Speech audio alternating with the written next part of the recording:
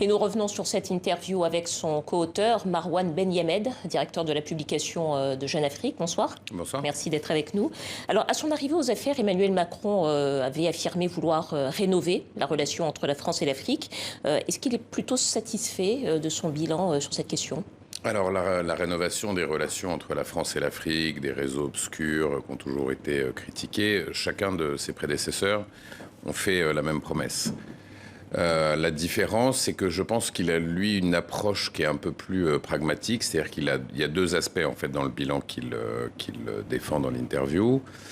Un volet très concret avec des exemples précis comme la restitution du patrimoine et le travail qu'il a confié à Felwine Sarr et Bénédicte Savoy, avec le franc CFA qui était quand même un marqueur très fort, y compris de l'expression d'un certain ressentiment vis-à-vis de la France qui peut s'exprimer sur le continent.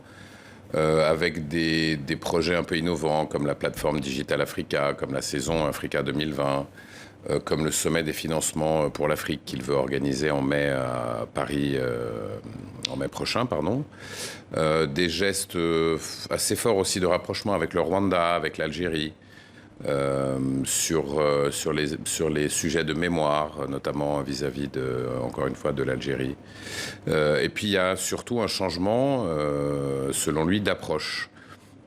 Et c'est vrai que c'est assez perceptible. Il s'appuie beaucoup plus sur les relations ou l'implication de la société civile et surtout des diasporas qu'il décrit dans l'interview comme un véritable fer de lance pour les ambitions internationales de la France et comme quelque chose de beaucoup plus logique vis-à-vis d'une interaction entre la France et le continent. Et donc, il est maintenant assez prudent aussi parce qu'il sait que ce qu'il appelle la conversion des regards, c'est-à-dire un changement de perception en Afrique de la France, mais aussi un changement de perception des Français vis-à-vis du continent, que tout ça prendra du temps. Alors, une partie de l'interview est consacrée à l'engagement de la France contre le terrorisme au Sahel, avec cette phrase, je la cite, « Avec les terroristes, on ne discute pas, on combat ». C'est pourtant une question qui fait débat en Afrique. Quelle est la doctrine, si je puis dire, du président français sur cette question ? Alors d'abord, il est très clair, il rappelle et il tient à rappeler que s'il y a eu Serval et s'il y a Barkhane aujourd'hui, c'est à la demande du Mali, du Niger, du Burkina très précisément. Et si Barkhane devait rester, quelle que soit sa mission, il faut que ses dirigeants réitèrent le souhait parce que je pense qu'il a du mal à supporter les critiques qui sont adressées à ces opérations militaires. Sur l'aspect des négociations, il est très clair. On ne discute pas avec les terroristes, on les combat. En revanche, il convient du fait qu'avec les groupements politiques ou autonomistes, évidemment, la solution du dialogue est celle qu'il faut prôner. En revanche, il n'est pas prêt à discuter avec un Iyad Agrali ou le IGS, par exemple. Il aborde également les questions mémorielles, le sentiment anti-français qui peut se développer ici et là en Afrique. Certains observateurs ont parfois le sentiment d'un double discours de la France entre ce qu'on peut dire à l'international et ce qu'on peut dire ou faire sur le territoire national. Exemple très précis, 2017, Emmanuel Macron en Algérie explique que la colonisation est un crime contre l'humanité.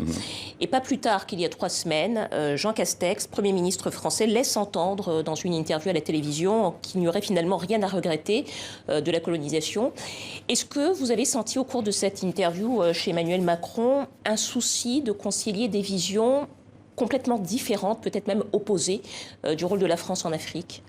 Alors je pense qu'il y a 2 choses qui sont très claires. Il y a sa perception et sa volonté à lui, et il y a l'environnement dans lequel il évolue. Ce sont des questions qui posent problème. La question de la repentance. Il décrit un exercice d'équilibrisme dans lequel est enfermée la France depuis déjà assez longtemps, dont il faut absolument sortir selon lui. C'est d'un côté l'excuse ou la repentance à tout prix, de l'autre côté le déni et la fierté ou le nationalisme en contrepartie. Et pour lui, il faut dépasser ces questions-là. Le meilleur moyen de dépasser ces questions-là, c'est un travail de vérité sur ce qu'il s'est réellement passé, qui ne peut pas être mis entre les mains des politiques, insiste-t-il, mais des historiens, dont c'est le travail, et c'est d'avancer. Il a une phrase très forte, très symbolique en tout cas de ce qu'il pense. on s'enferme dans le passé quand on est malheureux dans le présent. Et simplement, évidemment, il évolue dans un contexte. Ses positions sur ce qu'il a fait, par exemple, sur la veuve Oda en Algérie, ou ce qu'il a fait avec la restitution des crânes des moines de Tibérine.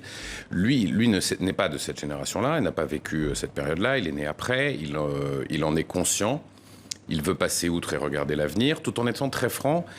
Et il dit lui-même qu'il ne faut plus qu'il y ait de tabou sur ces questions-là pour qu'on puisse se débarrasser de toutes ces problématiques.